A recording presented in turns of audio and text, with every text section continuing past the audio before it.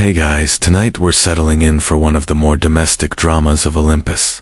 A private, no mortals allowed conversation between two goddesses who've been through just about everything. Hera, queen of the gods, and long-suffering wife of Zeus, and Hestia, the goddess of hearth, calm, and staying entirely out of Olympus drama if she can help it. You're floating in the golden haze of Mount Olympus, but don't let the clouds and laurel-scented breeze fool you. There's tension under these togas. Hera has called for a quiet tea, which in divine terms is rarely quiet and almost never about tea.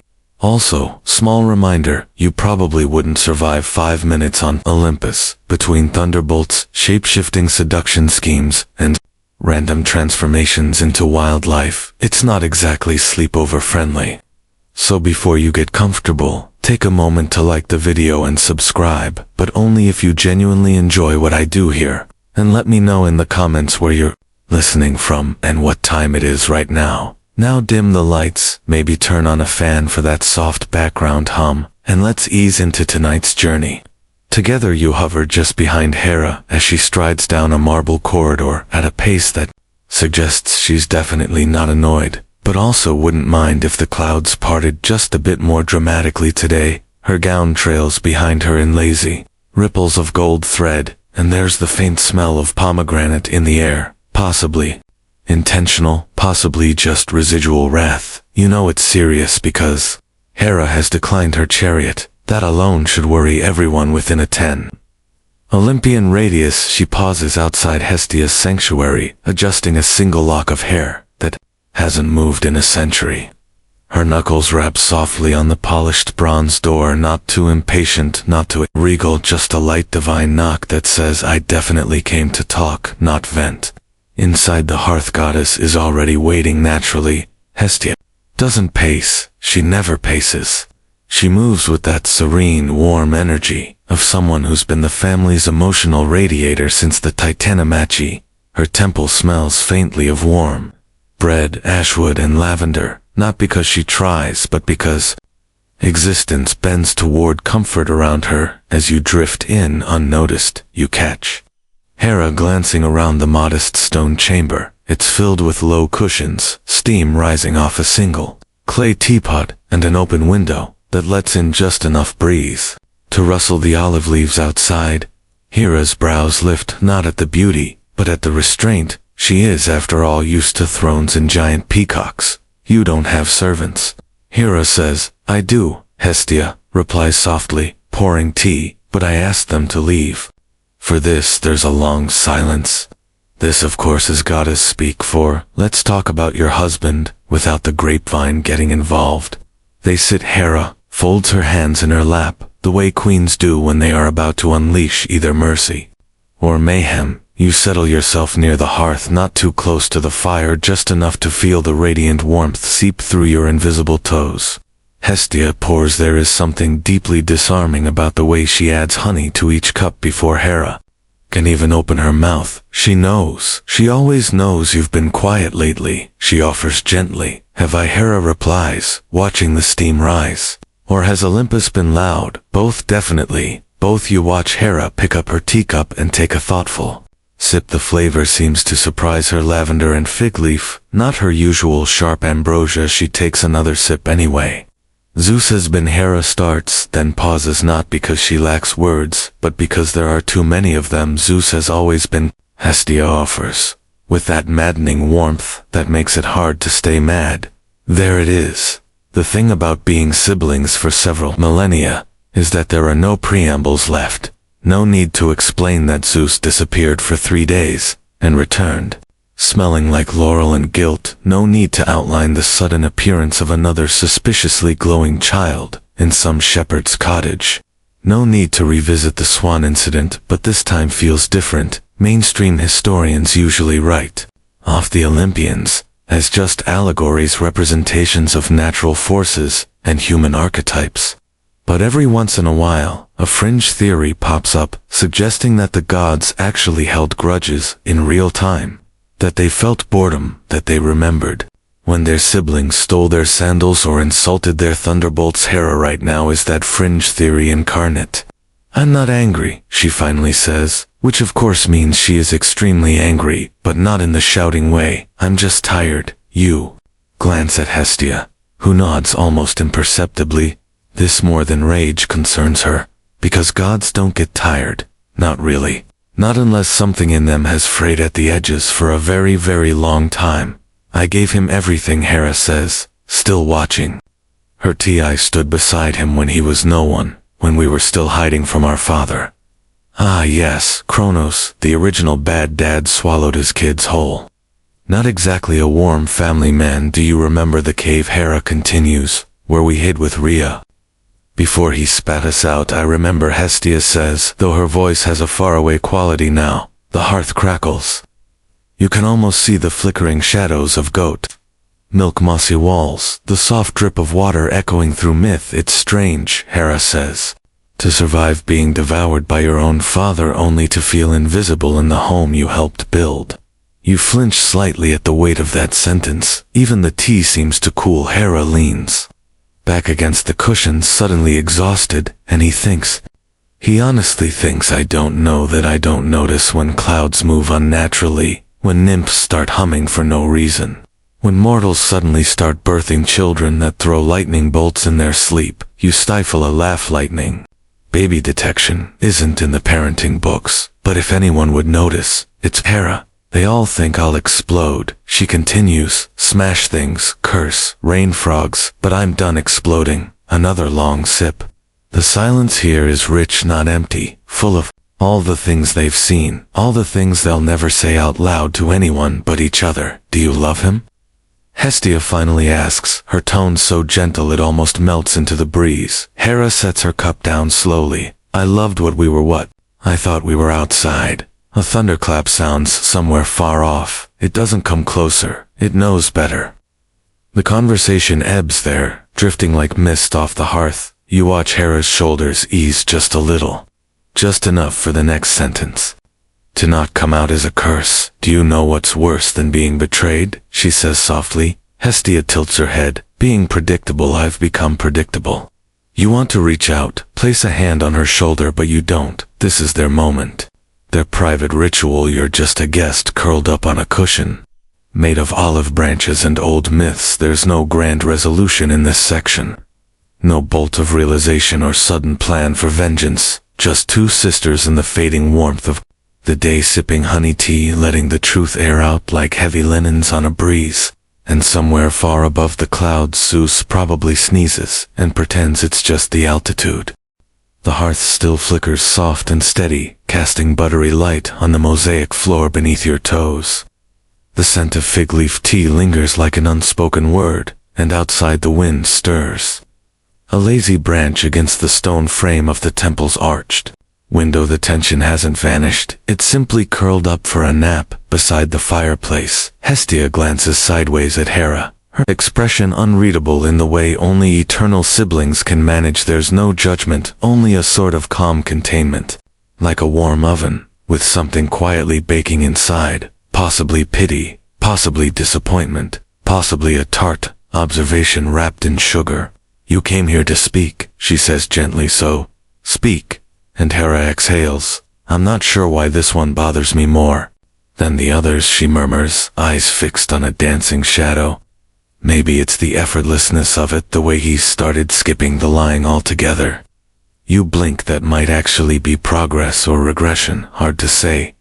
With gods he used to, at least pretend, she continues. He'd throw a thunderstorm, or disguise himself as a mist, or a traveling bard with a harp. There was theater now. He just says he's handling mortal diplomacy, she air quotes, with divine disdain, and everyone on Olympus nods like they haven't seen the same play 100 times. Hestia refills her cup, the gesture silent, reverent. Hera doesn't notice or pretends not to. There was a time, Hera says, when I thought I had tamed him, not made him faithful, mind you, but made him careful. You sense the irony. Careful is not a word commonly etched in Zeus's resume. Lightning-prone, thunder-wielding lover of disguises, but careful only when hiding from Hera. You stir slightly, invisible in your corner, as Hestia gently shifts on her cushion. You never tamed him, she says softly. He simply adored you enough to slow down a little. Hera's laugh is short and bitter a little. You notice a small crack in the marble wall behind her. You're not sure if it's always been there, or if this conversation is starting to wear through sacred stone. Hestia folds her hands, fingers resting on the rim of her cup. Have you seen Io recently? Hera asks suddenly, as though the thought simply fell into her lap. Hestia's eyes narrow ever so slightly. No. Hera doesn't smile, but something behind her eyes glimmers. Neither have I, which is curious, considering she used to tend his herds. Ah, Io, the priestess turned cow. That particular scandal still echoes through the laurel groves. Io was once a bright-eyed mortal, a servant of Hera herself, which made her very presence a problem when Zeus took an interest. His solution turned her into a cow, a literal cow, 4 legs, tail mooing, the full transformation package. You can almost see Hera's memory replaying like a stage show. The suspicious bovine in her garden, the utterly unconvincing explanations. The sigh heard across Olympus. I didn't even punish him for that, Hera says. Not really. I let Argus guard her, gave her a meadow, made it look like justice. And the gadfly? Hestia asks, mildly referring to the little creature Hera sent to chase Io endlessly across the world. She needed exercise, Hera replies, taking another sip. Somewhere in the mortal realm, a philosopher dreams of a cow fleeing across continents, and wakes up to write an allegory. Historians still argue whether Io ever truly escaped Hera. Muses, whether she was freed by Zeus, or by her own cleverness, or whether she just kept running, because no one ever told her she could stop. There's something in that sentence. Something ancient and tired. You watch Hestia absorb it without comment. She was one of the early ones, Hera continues. Before I learned not to ask, the fire crackles. You feel the shift in temperature, the kind that isn't really about heat, but about memory, thick and heavy, like steam in a temple bath. I used to track them all, Hera says. The mortals, the nymphs. I kept lists, notes. I tried to reason it out, like there was a pattern. And was there? Hestia asks. Hera shakes her head. No, just chaos, desire like weather, sudden, unprovoked, destructive like him. Hestia says, exactly. You look at Hestia, then curious. She rarely speaks about Zeus in such terms. After all, she's the family diplomat, the one who stepped away from Olympus politics before they could stain her sandals. But tonight, you sense she's letting more through. Do you think he ever regrets? Hera asks. Hestia tilts her head. Regret is not his vocabulary. He moves forward always, like a storm, Hera says, never looks back at the ruin. There's a silence after that, a slow exhale. You realize the tea is cold. I almost admire it, Hera says, his ability to compartmentalize. He walks into council like he hasn't just created a new demigod in a thundercloud. Maybe he hasn't. Hestia says, lips twitching slightly. Hera snorts. At this rate, I'd believe it if the potted olive tree sprouted a minor deity. Hestia does not deny this. She simply refills their cups with water. This time no tea, no honey, just the clarity of mountain spring meant to cool what can't be soothed. You always listen, Hera says quietly. You rarely let anyone else, Hestia replies. The fire flickers again. You wonder how long this meeting has been going on. Time moves differently among the gods. This conversation could stretch across epochs, or pass in the blink of a human eye. Do you miss it? Hera asks. Suddenly the politics, the throne room, the schemes. No, Hestia says without hesitation. I miss the quiet. It promised, but never gave. You wonder if that's why she left Olympus's center, not to retreat, but to preserve. To keep a corner of the world where drama came only in faint echoes, like the sound of laughter from a distant feast. Tell me something, Hera says, leaning forward slightly. Be honest. I always am, Hestia says. If I left him, Hera asks, what would happen? You feel the question settle in the room like smoke. Hestia doesn't answer right away. She studies her reflection. In the water, then, she says, Olympus would tremble. The mortals would invent new myths to explain it. And he might look back just once, maybe, she says. But probably not twice. Hera nods, slowly, not surprised, just reaffirmed. Then I won't leave, she says. I'll outlast. That's what you've always done, Hestia replies, and it's true. Hera endures not for him, not for Olympus, for herself, for the record. For the principle that the queen of the gods does not step down, she simply waits everyone else out. Outside the clouds roll again, soft and far, there's no storm tonight. Just two sisters' firelight, and the long memory of a woman who once loved a lightning god. And you curled in the corner, caught in the gentle warmth of their truth. You don't realize how sleepy you've become until the words begin to blur at the edges like the first soft fog of dreams. The quiet hum of the hearth remains steady, a rhythmic companion to the breath-like rise and fall of draped fabric as Hera leans back, closing her eyes for just a second too long to be casual. Hestia doesn't move, she simply watches the flames dance. Her expression, the same as it's been for centuries, kind, unreadable, and just a little too calm for someone who has heard every confession Olympus has ever tried to bury under thunderclouds. You shift on your cushion of imagined presence, wrapped now in the sound of hot air rising from stone. This is where the real stories live, not in battles or temples or monstrous births, but in these low whispered hours between sisters who've endured the universe's worst metaphors for commitment. She still sings, you know, Hera says suddenly. "I-oh." You blink. "Even now?" Hestia asks, brows arching just slightly. Hera hums in Thessaly, "I think. A grove full of her descendants, they say. The cows hum tunes to their calves. Mortal poets call it a myth. But I remember her voice. There it is."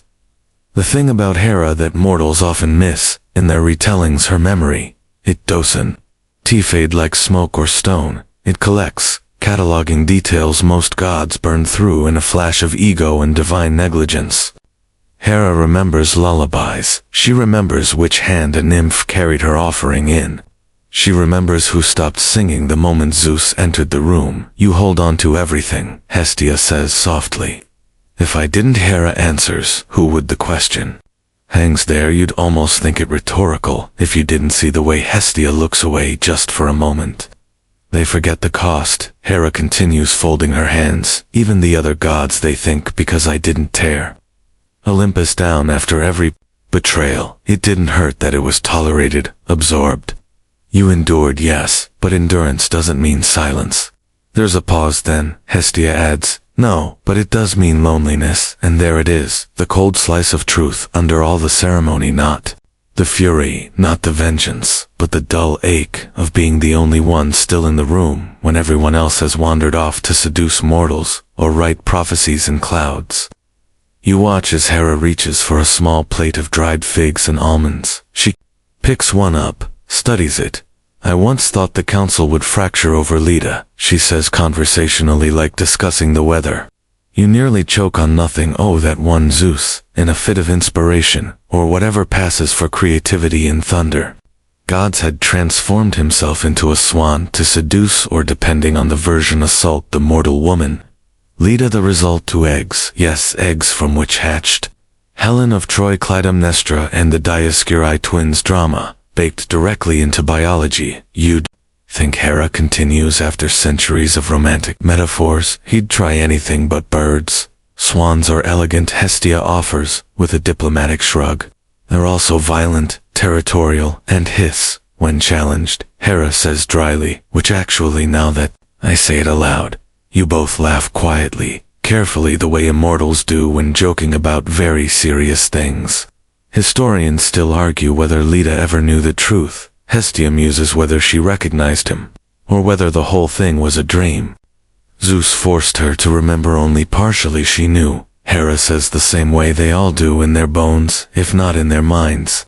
There's a bitter tang to that. You imagine what it must feel like to watch your husband wear disguises, shed forms like theater masks, and descend upon the world in feathers, rain, mist, bulls, or starlight. It's not the how that stings, it's the why. He still thinks it works. "I confronted him," Hera says, suddenly, voice low.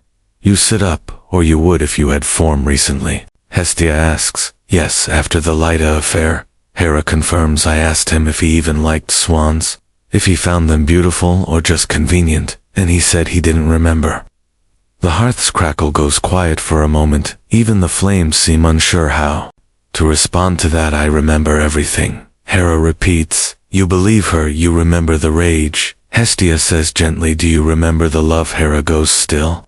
That's the question, isn't it? There are scrolls full of Zeus's affections, his thunderous proclamations, his star-born children, his heavenly gifts. But Hera's love that's more elusive than myths rarely mention it.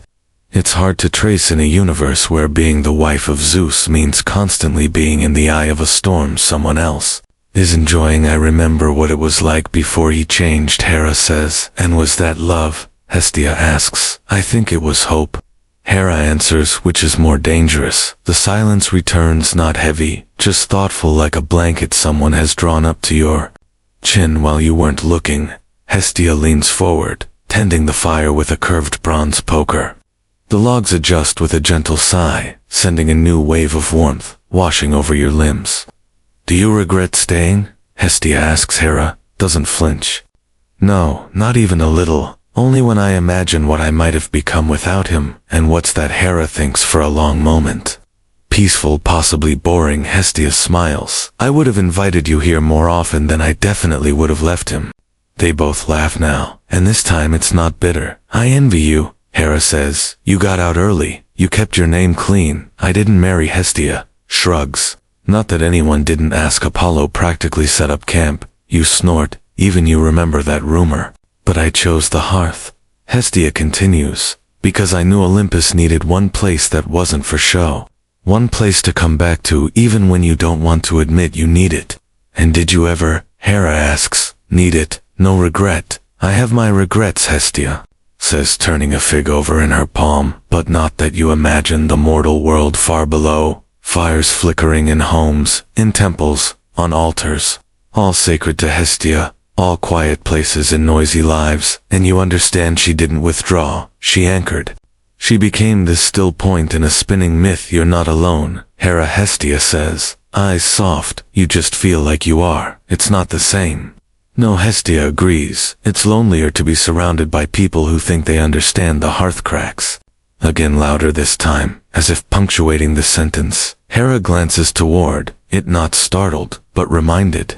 She stands slowly, stretches her limbs with all the grace of an immortal who's carried the weight of betrayal without ever letting it wrinkle. Her robes. I didn't come for advice, she says, brushing imaginary dust from her sleeve. I didn't give any. Hestia replies. They face each other. For a moment the air between them hums with the gravity of everything that's been said, and more importantly, everything that didn't have to be. Will you stay a while longer? Hestia asks. Hera hesitates, then nods. You too are content to stay. After all, there's more tea to steep, more embers to listen to, and more myths to unfurl like lazy smoke drifting into a long, quiet night. The tea is warm again. You're not quite sure when Hestia reheated it. Perhaps she didn't at all. Perhaps the hearth itself simply obliges her moods. It wouldn't be the strangest thing in this temple. The cushions plump themselves slightly when you shift. The air stays exactly the temperature you didn't know you wanted. The fire never needs tending, and the figs seem fresher than they were a moment ago. You wonder if that's what keeps Hera coming back here. Not the tea, not the conversation, but the absolute refusal of this place to judge or change her. She's standing now, stretching one shoulder, like a queen preparing to return to her court, but then she hesitates. Her fingers hover just over a shelf. Hestia has no scrolls, no tomes, no relics, just small sacred things, carved wooden spoons, smooth stones, dried herbs bundled with twine. Do you remember the cave? Hera asks again, this time softer.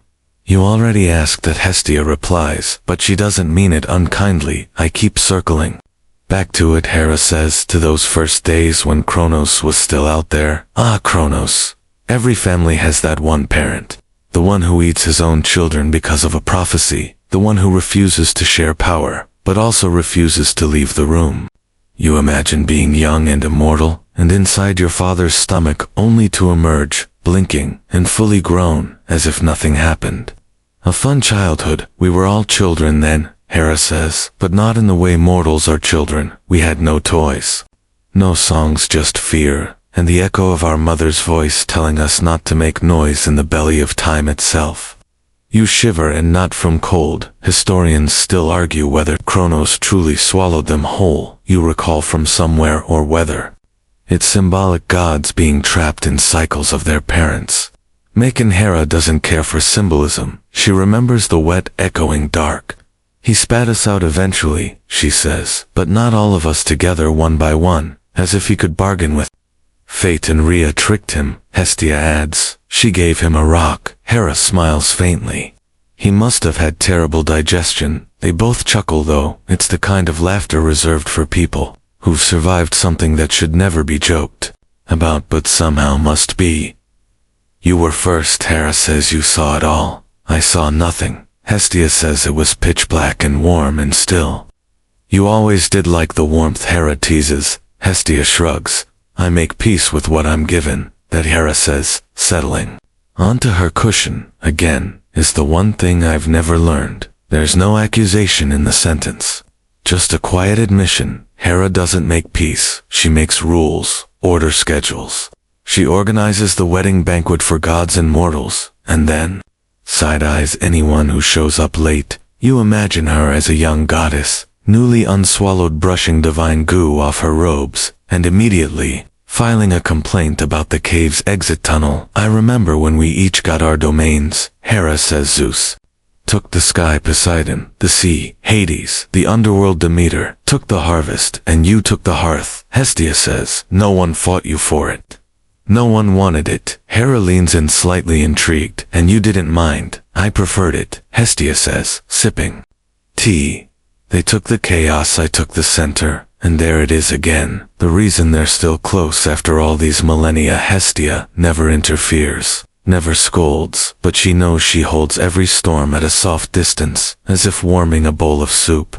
In its aftermath, Hera sighs. Zeus wanted everything, of course, still does. Hestia replies he never wanted to earn anything. He just wanted it handed to him in prophecy and lightning bolts. And yet Hera married him, walked beside him, held his arm as Olympus was built from the rubble of Titan thrones. He was softer once, Hera says, before Olympus, before the power you all were. Hestia agrees, except maybe Hades. They both laugh again. Poor Hades, so rarely invited to these chats, and yet always the subject of gentle mockery. Zeus used to ask me about the stars. Hera says, the words drifting like smoke. He thought they were holes in the sky. Some say they are, Hestia murmurs. Not him. He thought they were windows, that someone on the other side was watching us. You pause at that. You'd never thought of Zeus as introspective. He's not the same, Hera says, and I don't know if it's him that changed or me. You both did, Hestia, says another pause. I thought, Hera continues, that if I kept the rules, if I held the shape of Olympus steady, that he would eventually fall into rhythm. Hestia smiles faintly. He's not a rhythm, Hera. He's a storm. You don't train a storm, you build walls against it. I'm tired of walls, then come to the hearth. And Hera does, slowly, almost sheepishly. She draws her cushion closer to the fire, her gown catching the warm light, like sun-drenched honey.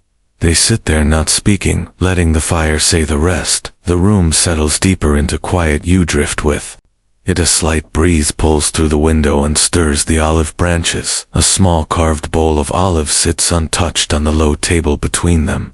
You imagine the first time these two sat together in silence like this, before temples, before altars, before myths had names. Do you ever wish we'd lost? Hera asks, suddenly, against the Titans. Yes, no, why not? Because I like this fire, Hestia says, and it wouldn't burn in a world ruled by Kronos. You consider that, how icily things might have gone.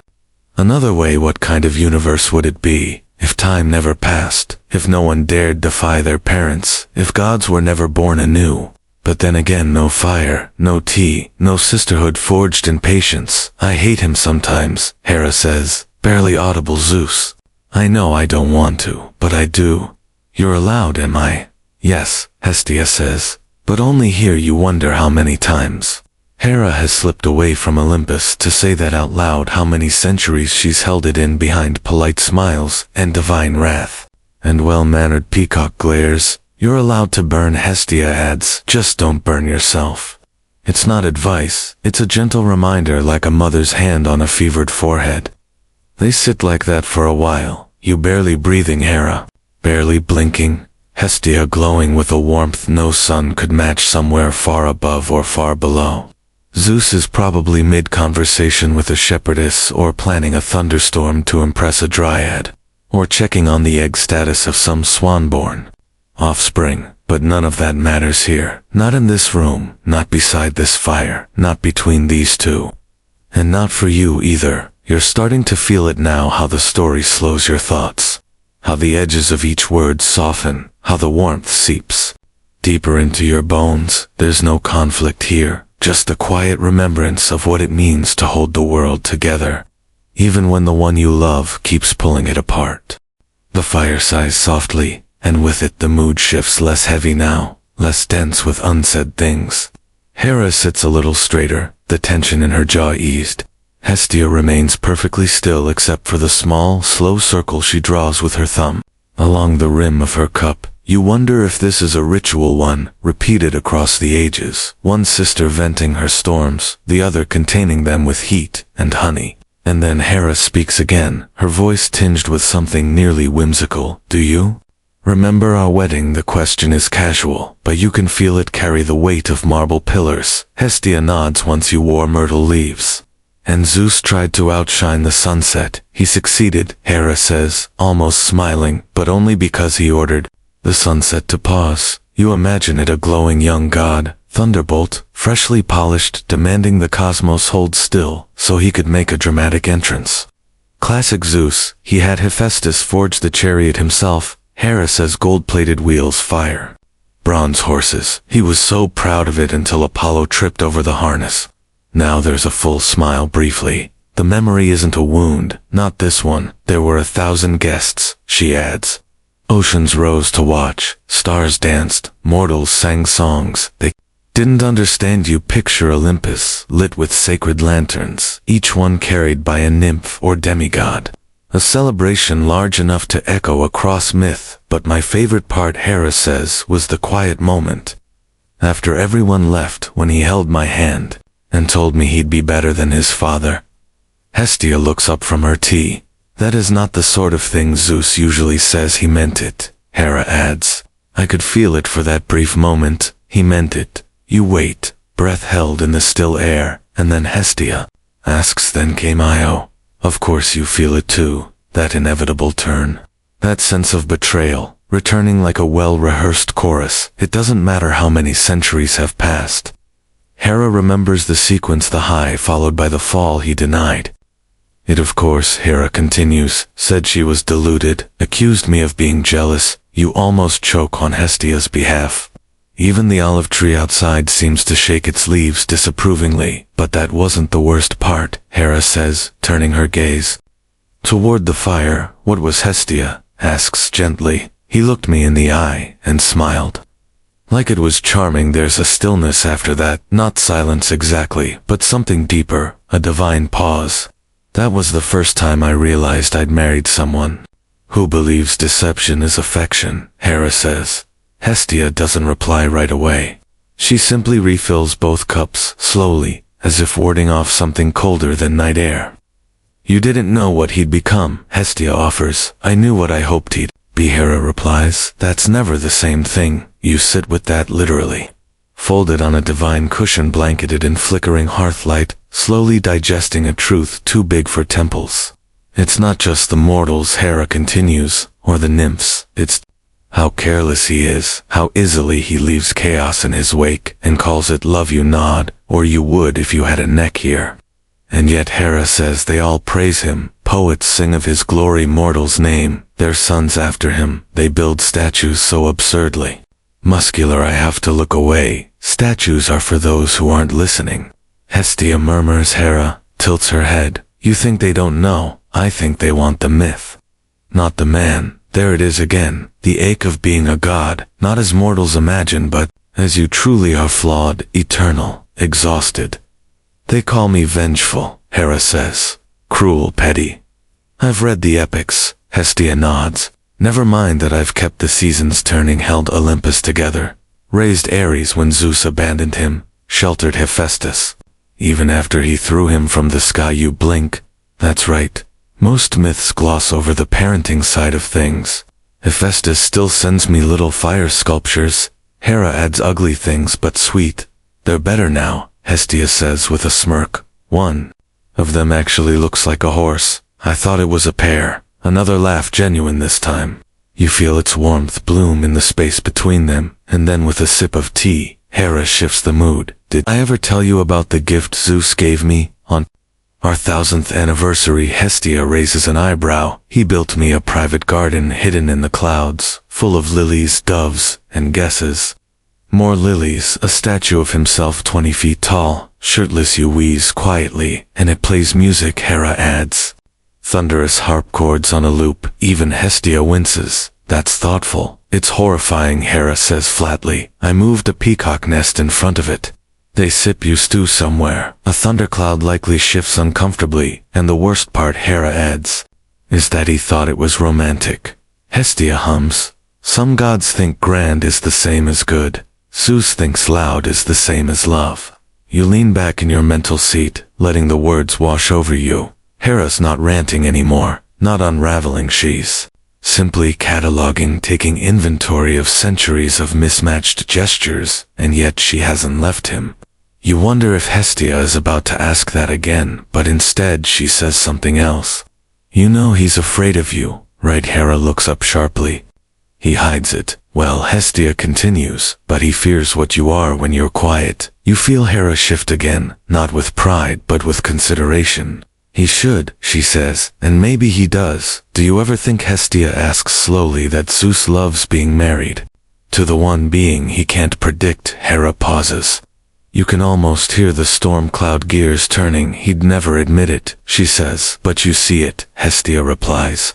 They stare at the fire together, no longer needing words, and you finally start to understand what Olympus truly runs on. Not lightning, not prophecy, not marble thrones or golden laurels. But this, the quiet strength of goddesses who carry the weight of heaven without flinching, without fanfare, the ones who know how to survive a wedding, a betrayal, and a statue that plays harp solos. The coals shift in the hearth, like lazy thoughts, red and orange, and softly pulsing, as though the fire itself is listening. Hera is quiet now. Not brooding, just calculating. Hestia, as always, waits. Her calm isn't a pause, it's a presence, one that has trained entire generations of Olympians to speak honestly or not at all. I didn't come here to gossip, Hera finally says. You nearly laugh, but wisely refrain. I know, Hestia replies, completely unbothered, but that's never stopped you before. That earns her a small sideways glare, the kind of glare reserved for those few immortals who are allowed to tease a goddess and live. I just wanted to talk through. Hera trails off, then picks a word more carefully. An incident. Hestia doesn't blink. Which one? Hera closes her eyes. The picnic. Ah, this should be good. She doesn't have to explain further. You already know exactly which one. It's the one that started with a suspiciously scenic glade, an overly elaborate fruit spread, and ended in what might charitably be called divine cow cosplay. Let's see. Hestia says thoughtfully, was this the one with the thunderstorm and the shepherds, or the one where someone accidentally turned a priestess into livestock? The latter, Hera mutters. You bite your metaphorical lip. Let me guess. Hestia adds. Hera nods. He promised he was mentoring her. Oh, absolutely, Hestia says without irony. Very noble, helping with career advancement in the meadow. Hera picks up a fig and stares at it like it's responsible. She was a priestess of mine, Hera says. A temple maiden vowed to me. I remember she brought offerings, prayed every day. And then suddenly, she's glowing, confused, and mooing, the classic arc. You could swear the flames flicker in sympathy. Zeus insisted she'd been cursed by a passing witch, Hera says, clearly quoting. Which is laughable considering witches don't typically smell like ambrosia, and indecision. Historians still argue whether Io's transformation was literal, Hestia muses, or whether it was metaphor, a way to describe how women disappeared from their roles after divine attention. She was a cow, Hera says flatly. She ate grass and everything. Okay then. Hestia nods. And the worst part, Hera says, voice rising an octave. He gave her to me as a gift, a cow like I wouldn't notice. Hestia gasps, softly regifable, you can barely contain your snort. And then Hera says, warming up now, he had the audacity to act confused when I asked why the cow kept crying. She cried, she wept through both eyes. The left one was particularly dramatic. Hestia leans back against her cushion, brows raised. Did she talk? She mooed with meaning, Hera says. I understood the tone. That's a sentence you weren't expecting to hear in your lifetime, so I asked Argus to watch. Her Hera continues, calming slightly. He had many eyes, I thought. Finally, someone who can keep track of a god. Didn't Hermes? Yes, Hera says darkly. He played the panpipes until Argus fell asleep then. He handled it. You picture Hermes in winged sandals, whistling a lullaby, then accidentally on purpose, inventing espionage. After that, Hera sighs. Io fled across continents, chased by the gadfly. I may or may not have sent you, definitely sent it allegedly. And she eventually turned back. She did, Hera says, and bore Zeus, a child, naturally. You wonder how many times this script has played out in Olympus, how many young mortals found themselves caught between admiration and transformation, between flirtation and mythology. I didn't curse her, Hera says, eyes on the fire. I never do. That's what they always get wrong. Hestia nods. I don't curse the girls, Hera says again, more firmly now. I curse the silence, the lies, the forgetting. You see it clearly now. Hera's fury is not about the affair, it's about the insult of denial, of being expected to overlook, forgive, smile for the mural painters.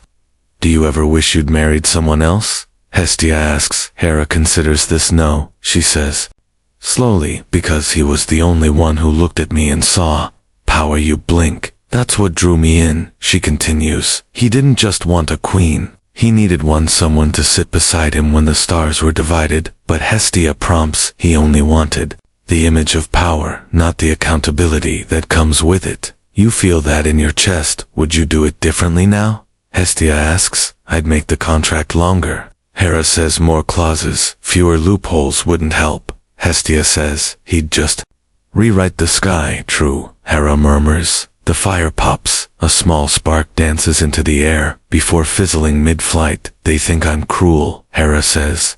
But cruelty would be simpler. What I do, that takes calculation, patience, diplomacy. Very cruel. Hestia nods, smiling. Sometimes I don't punish him out of principle. Other times, I just don't want to give him the satisfaction of a reaction. You're a better goddess than I, Hestia says. You've never had to throw a peacock at anyone, yet you glance at the stone floor, noting how the pattern of the tiles here looks like it was once a mosaic of nymphs, perhaps reclaimed or repurposed, or just forgotten.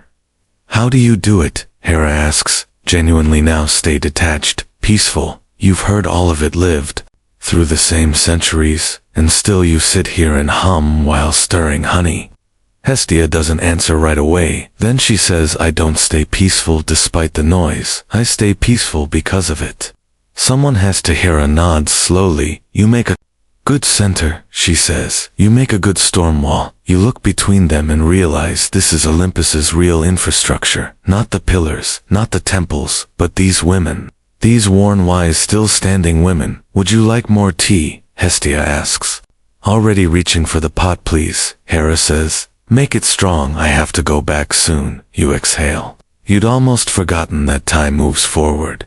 That the world doesn't stop just because someone turned into a cow, and someone else turned into rage. But here for a little longer, you stay warm, awake, and gently unraveling the truth behind 1,000 myths.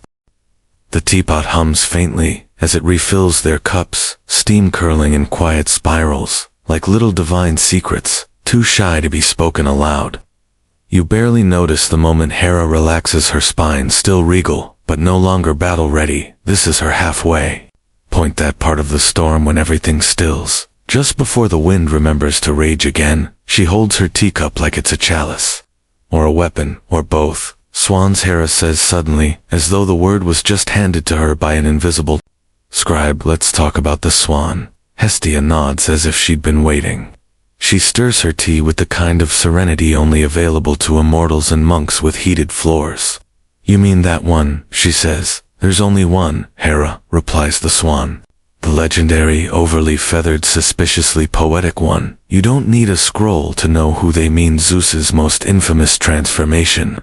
The one that still causes awkward pauses in high school mythology lessons. Hera says beautiful, loyal, mortal, and yet somehow irresistible to a shape-shifting god with boundary issues. She was bathing Hestia, recalls brow furrowing. Alone in a lake, of course, she was, Hera says, because no myth starts with she was attending a council meeting with adequate lighting and witnesses. You suppress a grin, so he became a swan. Hera continues, and swooped in majestic, elegant, totally absurd, and then somehow through mean scholars still refused to agree on seduced or enchanted or startled her into divine intimacy. Historians still argue whether Leda was complicit, Hestia adds, or whether she was deceived entirely, or both. Hera says because it's always more complicated than the bards admit. You wonder if there's a divine filing cabinet where Zeus keeps notes on each of his disguises. Mist bull, golden rain swan. It's almost a lineup at this point, but the best part, Hera says, sipping, was the egg. Two actually. Hestia corrects, one for Helen and Clytemnestra, the other for Castor and Pollux. Ah, yes, Hera says, because why not double the scandal? She doesn't sound angry anymore. She sounds exhausted, as if the memory has been rolled out and ironed so many times that it no longer shocks. It just wrinkles in new places. The poets loved it, Hera mutters, so tragic, so poetic. A queen lays eggs, births beauty and war, then goes back to pretending her husband didn't notice a swan flouncing around the palace courtyard. Did she ever meet you? Hestia asks. I met her, Hera says, once. She didn't know who I was. Or maybe she did, and pretended not to. That's often safer. You try to imagine it, Hera, descending in full glory, face half-shadowed, heart half-armored. Leda in her garden, hands folded, polite, but unreadable. She was polite, Hera adds.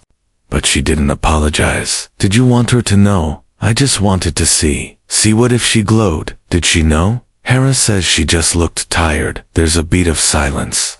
She had children with him, Hestia twins, one mortal, one immortal. They shared time in the underworld like a timeshare. They did. Hestia confirms, though. They were quite loyal to each other. Loyalty doesn't fix origin stories. You nod silently. That line might belong in a museum. I wonder, Hera says more softly now, if she ever felt guilt, not because she caused me pain, but because she didn't know how to stop him. You feel that one, it lingers like incense. Maybe, Hestia replies. Or maybe she just survived. Do you think I'm cruel? Hera asks. Not at all, Hestia says. Do you think I used to be kind? That question hangs in the air longer. The steam curls more slowly. Yes, Hestia says, finally, and you still are. But now you carry swords in your sleeves. Hera looks down at her hands, one wrapped delicately around porcelain, the other curled loosely in her lap. I don't remember putting them there. Most people don't. The hearth flares slightly as though reacting to the sudden seriousness in the air, but Hestia reaches forward and adjusts a single log. The fire calms immediately, like a child settling under a blanket. It's strange, Hera says, how often mortals describe Zeus as playful. You think about that, he is often painted as boyish, impish, always just a bit too amused with his own chaos. He's not playful, Hera continues. He's practiced. There's a difference. Do you want to know what I think? Hestia says, which immediately gets Hera's attention. Yes, I think he falls in love to Italy. That surprises even you. He meets someone new, Hestia continues, and he thinks, this will fix it. This is the one that makes me forget how bored I am. Hera tilts her head, and then they remind him of everything he's trying to outrun. So he moves on. Hera sets her cup down gently. That's not love, no, Hestia agrees, but it feels like it for a little while, and that's enough for him. They sit with that. The idea that your partner isn't malicious, just emptier than he knows how to say.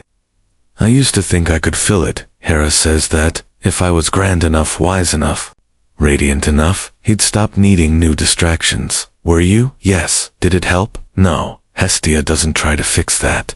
She just slides the olives a little closer, and gives Hera something else to focus on. I once asked him why it had to be a swan, Hera says, picking one up. Do you know what he said? What he said? because I wanted her to feel safe. You shiver swans are not safe. Hestia mutters they're loud, territorial, and will chase you into a lake like some men. They both chuckle, but it's a soft, tired sound. I don't think he even realizes what he does, Hera says. I think that's the problem. Hestia replies, if he did, he might stop. You watch Hera chew thoughtfully on an olive, then stare back into the fire. She doesn't look angry anymore. Not even resigned. Just watchful. Do you ever think the myths are just warnings? She asks. How so? Not about gods, about people. About how easily we become stories for others. How quickly we lose the right to explain ourselves. Hestia nods. That's why I never leave the hearth to stay out of the stories. No, to listen to the real ones. You sit back letting that line sink in, because it's true. Everyone else in Olympus is shouting, boasting, proclaiming. But Hestia listens, collects the quieter myths. The smaller truths, the ones that never make it into epic poems, but still matter just as much. You close your eyes, the warmth of the hearth wrapping around you like soft wool. Somewhere out there swans glide across lakes, and mortal queens lay metaphorical, or possibly literal eggs. But here, there is only firelight, olive pits, and two sisters, piecing together the history of heartbreak. Asterisk. The room settles again. The logs in the hearth collapse slightly inward, creating a pocket of glowing embers that flicker like forgotten names. Hera rests one elbow on her cushioned fingers, idly circling the rim of her teacup, while Hestia leans forward, just enough to pluck a single olive and eat it in one serene bite. You are still breathing, only with the rhythm of the fire. Europa. Hera, says, her tone flat as polished marble. Let's talk about her. You feel the atmosphere shift, less frustration. Now more analysis, as though this is no longer a vent session, but a case study. Hestia looks up with interest. That was a bull, wasn't it? It was the bull. Hera says, snow white, majestic, so gentle and irresistible that a princess of Phoenicia decided to climb onto its back without asking questions. She was young. They always are, Hera mutters. You can already see the myth playing out like a slow-moving painting. Europa gathering flowers by the sea. The bull waiting docile and perfect. Zeus lurking beneath the skin of muscle and fur, holding very still until just the right moment when Europa laughed, patted his back, and stepped up. He took her, Hera says, across the ocean. No words, no warning, just galloped over the waves like it was a gesture. Romantic, Hestia offers lightly, though her eyes glint with dry sarcasm. I watched him do it, Hera says, from Olympus. He didn't even try to hide it. No mist, no storm, just theatrical galloping. You wince. That's bold even for Zeus. And when he finally stopped on Crete, of course, he settled down, gave her sons, built a dynasty, left her there like an accidental kingdom. Hestia hums, and then he came home. Hera replies with sand in his hair, and no explanation. You can practically see it. Zeus strolling into the throne room, tan beaming, dropping a seashell on the floor like a souvenir. Hera staring at him with the quiet fury of a storm that hasn't decided which direction to blow. I didn't ask, she says. I didn't even speak. Why not? Hestia asks. Because I knew if I did, I would burn down the Aegean. Hestia nods, slowly, the weight of that choice not lost on her. It's always the same, Hera says, voice gentling. They start with laughter, then disappear, then reappear, weeks or centuries later, with a baby or an empire or a myth trailing behind them. You've raised some of them, Hestia points out.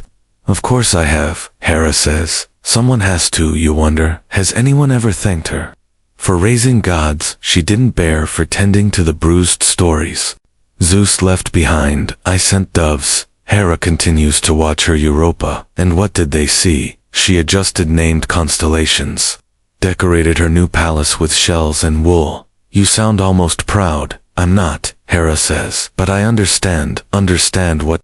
You wonder. Hestia asks it for you. What do you understand? How women adapt, Hera replies. How we carry the myth without letting it break us.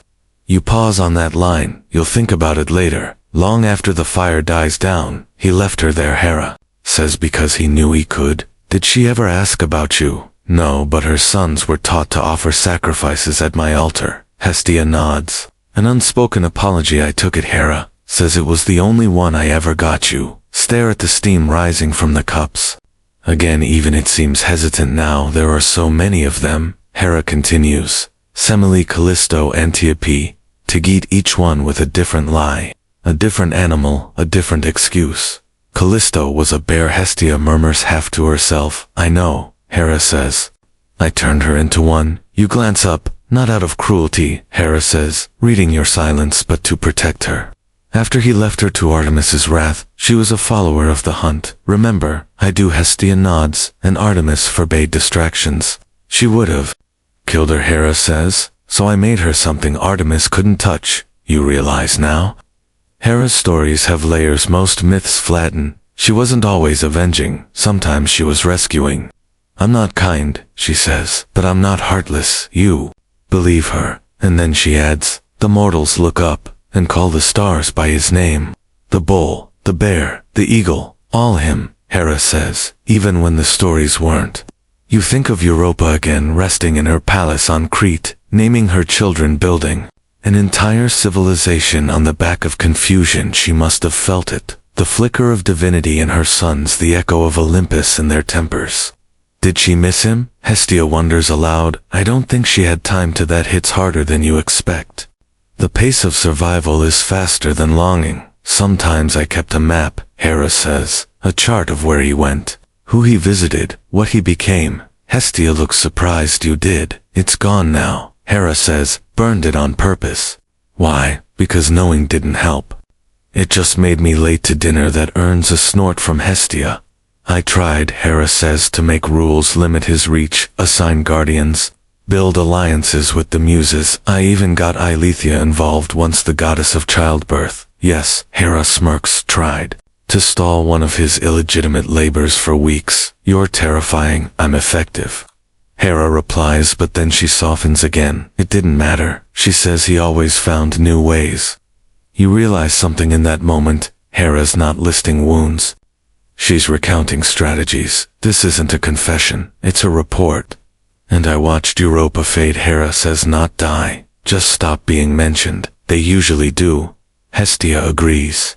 The fire flares briefly, then settles, and I think Hera continues. That's what hurts more than betrayal. Hestia looks over the forgetting Hera, says, the way mortals move on. Erase the girl, keep the god.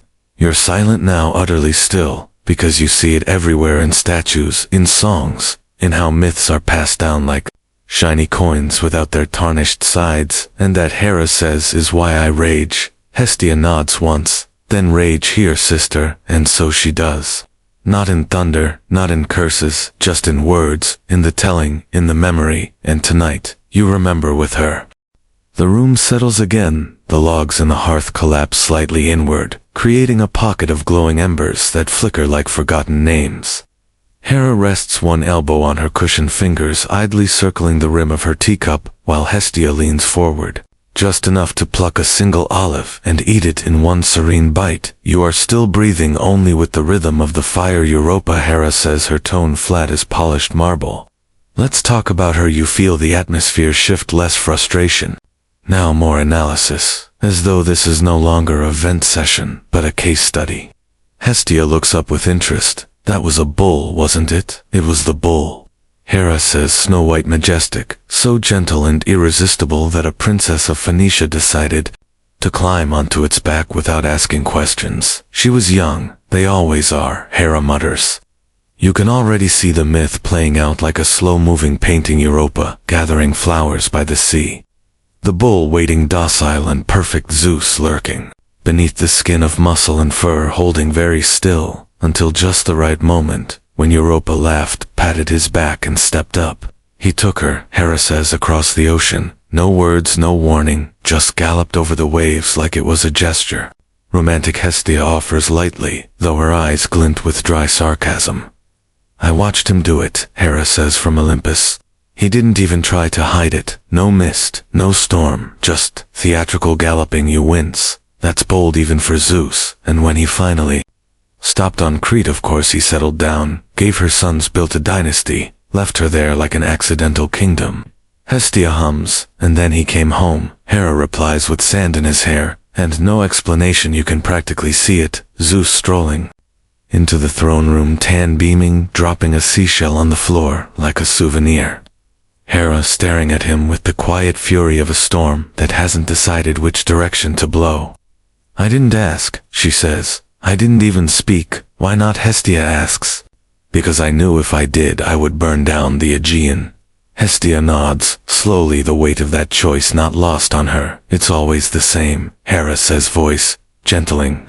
They start with laughter, then disappear, then reappear, weeks or centuries later, with a baby or an empire or a myth trailing behind them. You've raised some of them, Hestia points out.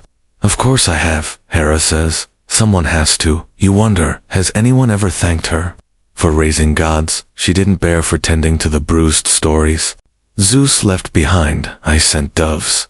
Hera continues to watch her Europa, and what did they see? She adjusted named constellations, decorated her new palace with shells and wool. You sound almost proud. I'm not, Hera says, but I understand. Understand what? You wonder, Hestia asks it for you. What do you understand? How women adapt, Hera replies. How we carry the myth without letting it break us. You pause on that line, you'll think about it later. Long after the fire dies down. He left her there, Hera says, because he knew he could. Did she ever ask about you? No, but her sons were taught to offer sacrifices at my altar. Hestia nods. An unspoken apology, I took it, Hera says. It was the only one I ever got. You stare at the steam rising from the cups. Again, even it seems hesitant now. There are so many of them, Hera continues. Semele, Callisto, Antiope, Tegete, each one with a different lie. A different animal, a different excuse. Callisto was a bear. Hestia murmurs half to herself. I know, Hera says. I turned her into one. You glance up. Not out of cruelty, Hera says, reading your silence, but to protect her. After he left her to Artemis's wrath, she was a follower of the hunt. Remember, I do. Hestia nods, and Artemis forbade distractions. She would have killed her, Hera says, so I made her something Artemis couldn't touch. You realize now? Hera's stories have layers. Most myths flatten. She wasn't always avenging, sometimes she was rescuing. I'm not kind, she says, but I'm not heartless. You believe her, and then she adds, the mortals look up and call the stars by his name. The bull, the bear, the eagle, all him, Hera says, even when the stories weren't. You think of Europa again, resting in her palace on Crete, naming her children, building an entire civilization on the back of confusion. She must have felt it, the flicker of divinity in her sons, the echo of Olympus in their tempers. Did she miss him? Hestia wonders aloud. I don't think she had time to. That hits harder than you expect. The pace of survival is faster than longing sometimes. I kept a map, Hera says, a chart of where he went, who he visited, what he became. Hestia looks surprised. You did? It's gone now, Hera says. Burned it on purpose. Why? Because knowing didn't help. It just made me late to dinner. That earns a snort from Hestia. I tried, Hera says, to make rules limit his reach, assign guardians, build alliances with the muses. I even got Alethea involved once, the goddess of childbirth. Yes, Hera smirks. Tried to stall one of his illegitimate labors for weeks. You're terrifying. I'm effective, Hera replies, but then she softens again. It didn't matter. She says he always found new ways. You realize something in that moment. Hera's not listing wounds. She's recounting strategies. This isn't a confession, it's a report. And I watched Europa fade, Hera says. Not die, just stop being mentioned. They usually do. Hestia agrees. The fire flares briefly, then settles, and I think Hera continues. That's what hurts more than betrayal. Hestia looks over the forgetting Hera, says, the way mortals move on, erase the girl, keep the god. You're silent now, utterly still, because you see it everywhere, in statues, in songs, in how myths are passed down, like shiny coins without their tarnished sides. And that, Hera says, is why I rage. Hestia nods once, then rage here, sister, and so she does. Not in thunder, not in curses, just in words, in the telling, in the memory, and tonight, you remember with her. The olive wood crackles in the hearth again, sending up a brief spray of sparks, like tiny golden birds fluttering upward into the ceiling's shadows. Hestia watches them calmly, and Hera seems content to let the silence linger, but there's something gathering in her posture now, a quiet storm rebuilding behind her eyes. She places her cup down with precise care, not angrily, just deliberately. The sort of move you make when you're preparing for a topic that has weight, not because it's difficult to talk about, but because it's long overdue. Alcmene, she says. Hestia's head turns slightly. Ah. That one. Hera breathes out through her nose. You'd think I would have learned by then. After Semele, after Leda, after Europa, but no, I still held out. Some absurd hope that this time he'd act like a husband. You recognize the name, Alcmene, the mortal woman. Zeus deceived by disguising himself as her husband, and extending the night to triple its normal length. The result was Heracles, the strongest of mortals, and a headache. Hera still hasn't finished unpacking. She was smart, Hera says, sharp-eyed, loyal to her husband, kind to her servants. The sort of mortal you want to root for. And yet Hestia says, not unkindly, he saw her once. Hera continues. Just once at a festival, she danced, he watched, and by the next sunset, he was planning a siege of her bedroom with lies and candlelight. You blink, that tracks. He waited for her husband to leave for war, Hera says, then returned in his form, same eyes, same voice, same scent, spoke the same inside jokes. Hestia sets her cup down to now fully invested 3 nights. He made it last, Hera says. Asked Helios to slow the sun, told the moon to linger, and she didn't know. No, Hera says, how could she? You feel something twist there. Less rage, more resignation. Hera doesn't blame Alcmene. Not truly. It's the situation, the theater of it, the manipulation. She bore him a son, Hera says, voice flat. You know his name, Heracles. Hestia says quietly, you know. It's the hero, the lion slayer, the labors, the madness, the redemption, the demigod, who became a god. Do you know why he's called Heracles? Hera asks, eyes flickering toward you, as if daring even the room to answer wrong. Hestia nods slowly to appease. You, yes, Hera says. Zeus named him in my honor, Heracles, glory of Hera. As if pinning my name to the child would cleanse the deception. You feel that line land like stone dropped into soft mud. Heavy, irrevocable. I hated that child, Hera says calmly. But not because he existed, because every time I heard his name, it was like being mocked. You tried to prevent his birth, Hestia says. I delayed it. Hera corrects, sent Eilethea to sit outside Alcmene's door and cross her fingers. You pause. What? She sat there, hands knotted tight, and refused to uncross them. And until she did, the birth could not happen. That's cruel, Hestia says. That's strategy, Hera counters. But the mortal women in the household prayed and tricked Eilethea into lifting her hands. The child was born alive, Hestia says, and strong, stronger than anyone expected, Hera mutters. You picture the scene, a newborn wrapped in mortal cloth, squirming with divine strength, eyes to bright skin, already holding the sun. He was blessed. Hestia says he was engineered. Hera replies, a symbol, a monument to his father's conquest. You tried to kill him. Hestia says softly, not accusing, just remembering. Yes, Hera replies, I sent snakes into his cradle. You freeze. He strangled them, Hera adds with one hand each, while gurgling. You nearly laugh out loud. That image is so absurd, it circles back around to impressive.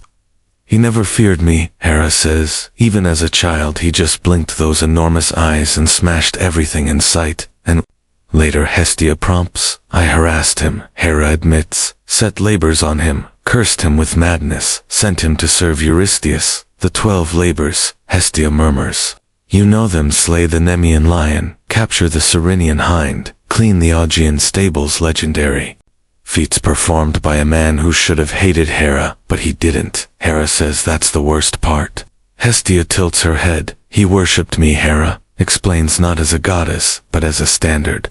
He wanted to earn my approval, and did he eventually? Hera says, after he died. You blink. Zeus made him a god, she continues, dragged his mortal half to Olympus and set him at the table. And you let him stay? I gave him Hebe. That surprises even Hestia. Your daughter. Yes, Hera says, my divine daughter. cupbearer. Eternal youth, I married her to Heracles. Hestia sits back slowly taking this in. Why? Because if I couldn't undo the myth, Hera says I could at least shape the ending. You sit with that because it makes sense in a tragic, political, deeply Hera way. She doesn't undo, she adapts, rewrites, crafts narrative the way a general repositions troops. He called me mother, Hera says, staring into the fire. Eventually, did you answer yes? You think of all the mortals in these myths, Semele, Alcmene, Leodicott. In storms they never summoned, and then you think of Heracles, half mortal, half god, all complication. He wanted to be forgiven, Hera adds, even though he'd done nothing wrong. And did you? Hestia asks again. I tried, Hera says, but some things aren't about forgiveness, some are about learning to stop bleeding. You imagine her hand pressing against a wound not made of flesh but of stories and expectation and public betrayal, dressed in heroic poetry. I envy you, Hera says. I know, Hestia replies. I married the storm, Hera says. You married the fire. I became the fire, Hestia corrects. They share a look, not just sisters now, but mirrors tilted in different directions. I don't regret the war. Hera says, which one? All of them, she replies. You sense no pride in the statement, only inevitability. Some gods burn their enemies. Hera, she burns the stories and rewrites them in smoke. And Heracles? Hestia asks again, gentler this time.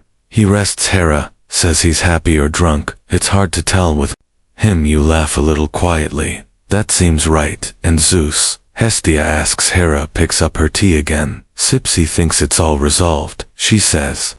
Tied up in myths and marriage alliances. Tidy, but it's not. No, Hera replies, because I remember always. Back to that, her memory, her impossible, inescapable, unforgiving memory. You glance at the fire. It flares briefly, reflecting in her eyes. I remember everything, she says again, and you believe her. The hearth pops gently as a knot in the olive wood log gives way. The sound soft and hollow like a distant footstep in a marble corridor. Hera stares into the coals as though they might reflect something she hasn't said yet. Hestia watches her, patient and silent as only she can be. It's Hera who speaks first. Let's talk about Aphrodite. You knew we'd arrive here eventually. She wasn't mine, Hera says, already sounding tired. But she's mine anyway. She rose from sea foam, Hestia murmurs, or from blood and sky, depending on who you ask. Either way, Hera says, she arrived fully formed, radiant, dripping with charm, and absolutely impossible to ignore. You imagine Olympus, the day she appeared, gods blinking, choking on ambrosia, tripping over their own feet. She ruined 5 alliances just by walking into the throne room, Hera says. Apollo wrote a sonnet, Ares dropped his sword. Hermes offered to build her a temple before she'd spoken a word. She's effective, Hestia says delicately.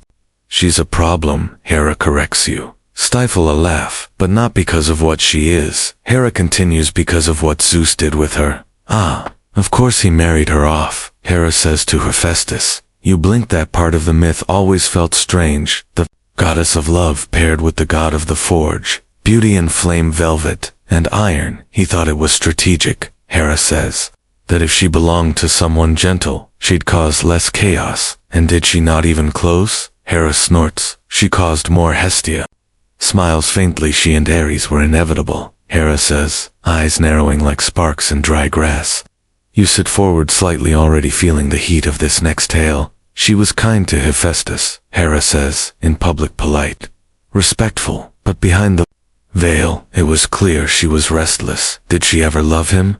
Hestia asks. Historians still argue whether she even can love in the way mortals mean it.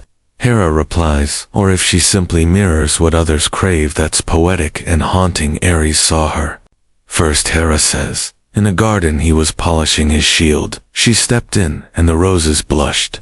You wince, literally, quite, Hera confirms. The petals turned red, and stayed that way. That's how the myth started, and you knew. I always know, she says, but I waited, I watched. You were hoping it would burn itself out. I was hoping, Hera corrects, that Ares would remember who he is. You sense the pain there, that bitter note in her voice, but he didn't. Hestia says no. Hera replies. He became something softer around her, and she in turn became something sharper, an unexpected pairing. But myth often is. Hephaestus found out. Of course, Hera continues. They weren't exactly subtle. Doves kept showing up at the wrong temples. Armor went missing. One of the muses wrote a song about it before they even kissed, and what did he do? He built a trap. Of course he did. A net, Hera explains, so fine it was invisible, but unbreakable. He hung it over their bed, and one morning he caught them. You've heard the story. It's famous, embarrassingly so. He summoned the other gods to witness. Hera says dragged them all in to see Ares and Aphrodite, entangled, and what did they do? They laughed, she says. Even Poseidon chuckled. Hermes took notes. And I left you blink. I couldn't stand it, Hera, says, her voice flat. My son humiliated. My other son exposed, the goddess of beauty, reduced to gossip so much. Drama, Hestia mutters. Too much, Hera agrees. But beneath it all, pain. Who's all of them, she says. Hephaestus betrayed Ares, infatuated. Aphrodite, caught between being loved and being owned. You hadn't considered that before. That even goddesses get trapped in roles too narrow for their divinity. I spoke to her once, Hera says. Aphrodite, you sit up. She came to me barefoot, holding a cracked mirror, said. It used to reflect everyone's desire, and now. It showed her own face over and over. That's terrifying, Hestia whispers. She was terrified, Hera says, not of punishment, of emptiness, the goddess of love. Empty, that'll stay. With you, she asked me what to do. Hera continues, and you said, I told her to stop borrowing power from longing, Hera says, and build something real. Did she? She tried. Hera sighs. Married Hephaestus again in a quieter ceremony, visited children. She'd forgotten she'd had even stopped wearing roses for a decade. But it didn't last, no, Hera says, because gods don't get happy endings. We get reputations. The fire hums agreement. Even the shadows lean in. Do you resent her? Hestia asks. No, Hera says. But I pity her. You don't hear that often in Olympus. She never chose this, Hera says. She rose from sea foam, and the world decided what she was before she could decide for herself. And Ares, he still loves her, Hera says, even when she forgets his name. You swallow. And Hephaestus, he still makes her jewelry, Hera says. Out of habit, you look to Hestia, who finally speaks. It never ends, does it? Hera shakes her head. No, but sometimes it pauses long enough to breathe. In this moment, this hearth, it's one of those pauses. You let it wrap around you, not in neat endings, not in resolved conflict. Just in understanding. Aphrodite, caught in her own myth, Ares wielding love like a weapon. Hephaestus, forging forgiveness in the dark, and Hera watching, remembering. Surviving. You exhale slowly. The fire whispers, and Olympus sleeps on asterisk. The fire is burning low now, not fading exactly, just mellowing into something quieter, amber, more than gold, a heartbeat more than a blaze. You shift slightly, only to be still again. Hera hasn't moved in some time, her eyes fixed on nothing and everything. The way only gods and mothers can manage. Hestia pours what's left of the tea into their cups. It's gone lukewarm, but no one seems to care. Hera takes a sip, and then without much ceremony says, I keep tabs on them, you know. Hestia looks at her. The mortals know, Hera says, a dry smile creeping in the nymphs. Ah. You hadn't expected that pivot, but now that it's here, it feels inevitable. They know everything, Hera continues. They pretend to be ornamental background characters, dancing in woods, frolicking near springs, but trust me, if you want to know which mountain Zeus disappeared to last week, ask a nymph, and they'll tell you, Hestia asks. Eventually, Hera replies, they talk, especially when bribed with what silk soap, the occasional thunderbolt brooch, of course, they're his favorite. Hera adds almost absent-mindedly, not always romantically, sometimes just conversationally. He trusts them, and they betray that trust to you. Loyalty, Hera shrugs, is negotiable. You think about that, a goddess, with a whisper network, a web of minor deities, half-immortals, dryads, and river spirits, feeding her little truths. Like breadcrumbs, not a spy ring exactly, just surveillance by charm. Some of them even like me, Hera says. That's hard to believe, Hera. lifts an eyebrow. Is it Hestia smiles? No, I suppose not. They're not fools, Hera continues. They know their place, they know his habits. They know how quickly affection becomes abandonment, and yet they still fall for him constantly. Hera says, he appears in gold and fog in the shape of a stag, or a breeze, or the exact man they wished they'd met yesterday. He never repeats himself, that's part of the allure. And you, Hestia asks softly, do you warn them? No. Hera replies, I watch them. You stiffen. A little, but not in fear. It's more like awe. The kind that comes from realizing just how long Hera has been keeping receipts. I watch how they laugh, she says. How they blush, how they wake up the next day with a half memory and a full ache. And what? Do you feel mostly tired? Hera says, sometimes pity, occasionally admiration. Admiration? For the bold ones, she says, the ones who know it's him, and choose it anyway. You try to think of examples? Echo Calypso, Daphne, no wait, she ran. Have you ever warned one? Hestia presses. Yes, Hera says. Once you wait, her name was Plauto. Hera continues, not the underworld one, just a simple nymph of barley fields.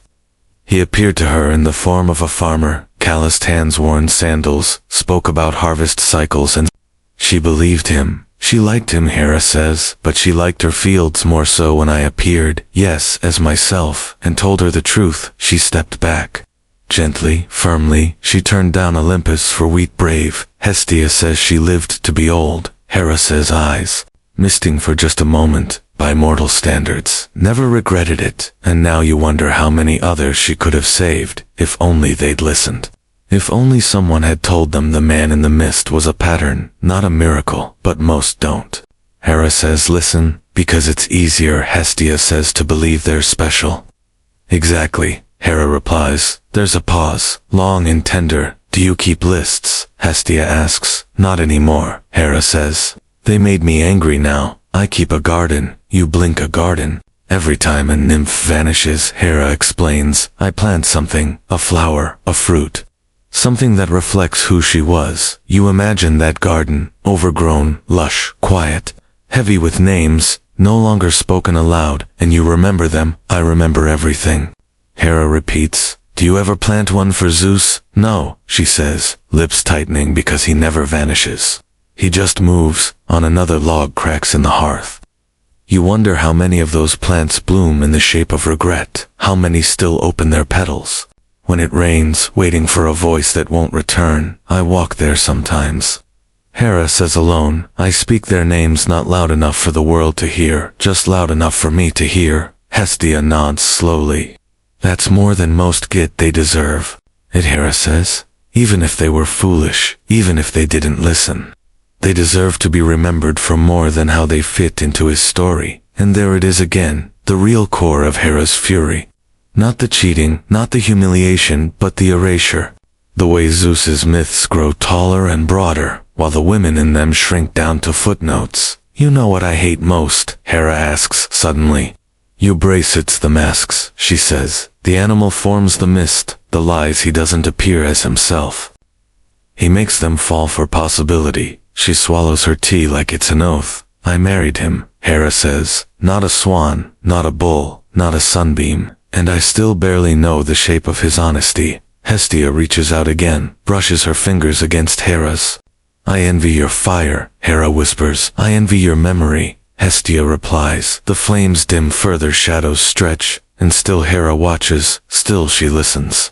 Somewhere you think a nymph is turning into a tree, or a breeze, or a constellation no one names correctly anymore. And Hera writes their names in flowers so they are not forgotten. Not tonight, not here. By now the fire has melted into a velvet pulse, just enough to light the outlines of two divine faces, and one curious quiet listener. You've sunk so deep into your seat, you might be part of the upholstery. It doesn't matter, you're here. The air is warm, the night is ancient and unhurried, and Hera is still speaking. Not bitter now, not sharp, just present, as if the act of telling has finally softened something inside her that's been clenched since the dawn of thunder. Hestia leans forward, nudging a bowl of olives toward her sister. You never told me about the first time, she says. Hera lifts an eyebrow first. What? When you met him. Ah, of course, Zeus. You feel your breath still, not from fear, but from instinct, like something old and electric has entered the room. We were children, Hera says slowly, not in the way mortals mean. We existed as principles, first sky, marriage, fire, harvest. We were born when the world had barely cooled. Hestia nods. He didn't look like anything, Hera continues. None of us did. We were energy wrapped in suggestion, and yet he always moved like someone who knew he would rule. And you, I moved like someone who knew I'd be blamed. When he did, the line lands like a feather on stone. You barely hear it, but you feel the echo. He flirted with everyone. Hera adds, oceans, trees, even chaos. Once that was awkward. You grin a little. But with me, she says, he was different. Still wild, yes, but respectful. Hestia blinks. Zeus, I think, Hera says slowly, that in the beginning, he wasn't lying. She looks into the fire as if hoping to find that version of him still flickering somewhere in the past. He offered me a throne next to his. Hera says, not behind, not beneath, beside, and I believed him. Did you love him? I don't. Remember, Hera says, and I don't trust the stories enough to remind me. The hearth crackles in agreement. But I married him, she adds.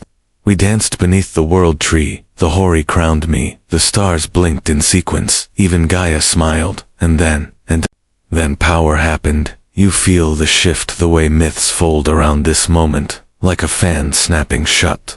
He needed to conquer, Hera says. I needed to protect. We stopped being partners and became poles, north and south, pulling in opposite directions. But you never left. I'm not allowed, Hera says softly. Queens don't abdicate. They endure. Hestia is quiet a while. Do you still love him? Hera exhales. A very long pause follows. I love the idea of him, she says, at last, of what he could have been. What we could have ruled together, and now I make peace with the version I have, Hera says, and I make tea for the parts of me that still expect more. You look at her now, not the goddess of vengeance or jealousy or storm-tossed tempests, but a woman, with memory like marble, and grace like a garden growing through cracks. In the stone he still brings me gifts, Hera murmurs, strange ones. A tortoise carved from lightning, a wind that smells like old jasmine trying to apologize. No, Hera says, trying to be noticed. You let that sit. There's something heartbreakingly divine about that. The king of the gods, unsure how to be loved without spectacle, and the queen unsure how to be seen without shouting. He'll never understand what he broke, Hera says, but I will always understand what I built anyway. And me, Hestia asks softly. You held the line. Hera says, you kept the hearth burning when the palace cracked. They look at each other, sisters, goddesses, the past and the flame had left behind, and you, the listener, still here, still held in their warmth. The cups are empty now. The olives are half-tin. The night hums low and steady outside, cicadas, and moonlight blending into something almost sacred. Hera stands, not abruptly, not grandly, just with purpose. She sets her cup down, smooths her gown, and walks to the window. It's almost dawn, she says. You look to. The sky is just beginning to melt from black to dark lavender, that pre-morning hush when everything feels paused and eternal. Thank you, Hera says, not to you or Hestia, but perhaps to the room, or to herself. And then she adds, for letting me say it all at least once. While someone was listening. You nod. You were listening. You will remember. Hera slips out quietly. No lightning, no thunder, just the gentle click of sandals on polished stone. And then there's only Hestia, still by the fire, still warm, still waiting. She looks to you, smiles, and says, let's rest now. The hearth is barely aglow now, just a pulse of light, soft and steady, like the last breath of a lullaby. The room feels safe, timeless. The kind of place where you don't need to explain your silence, and no one minds if you fall asleep. Mid-sentence outside, the stars have started to fade, slowly, respectfully, as though even the heavens know how important it is to let the story settle before the sun interrupts. You stay just a little longer. Let the cushions hold you. Let the echoes of Hera's voice wrap around your shoulders like the kind of shawl only memory can weave. You think of gardens of sisters of thunder that eventually learns to whisper. You don't need to remember every name or every myth. Not tonight, just the feeling that myths aren't just old stories. They're emotions written in The sky there, the gods' way of saying, we've been through things too, and tonight they shared that with you. So let your breath slow, let your eyes drift shut. Let the hum of the hearth be the only thing you focus on now. No more drama, no more gods, just warmth, just quiet, just sleep. Good night, asterisk.